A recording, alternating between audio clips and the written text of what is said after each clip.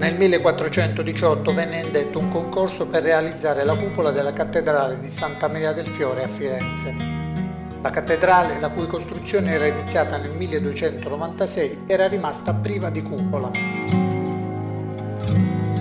La complessa struttura era stata completata con un tamburo ottagonale provvisto di finestre circolari.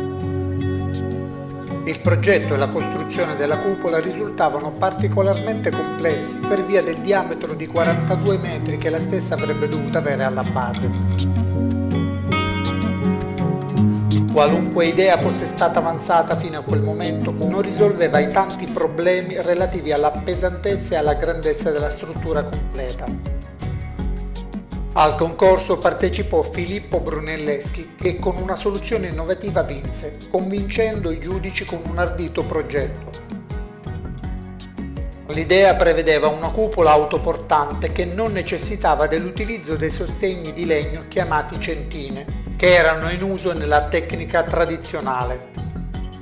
In questo modo però si rischiava di far collassare la struttura sul suo stesso peso, un peso che oggi è stato stimato in 37.000 tonnellate.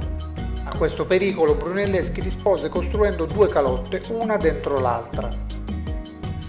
La cupola più interna risultò più resistente perché è realizzata con mattoni sistemati a spina di pesce secondo la tecnica dell'opus spicatum messa a punto dai Romani.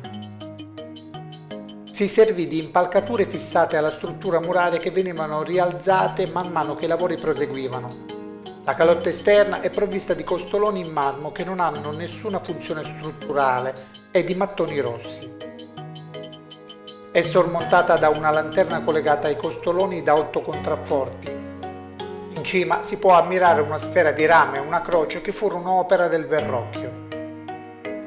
Tra le difficoltà maggiori che Brunelleschi incontrò c'era il trasporto e il sollevamento di grandi pesi a grandi altezze. Così inventò delle macchine che potessero risolvere questi problemi.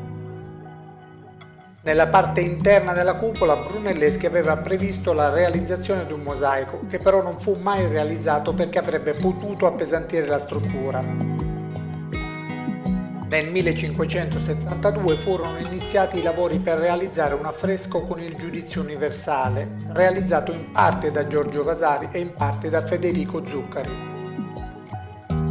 Quella di Brunelleschi è la più grande cupola in muratura fino ad oggi costruita, un'opera che domina il centro di Firenze e che rappresenta una straordinaria opera d'arte.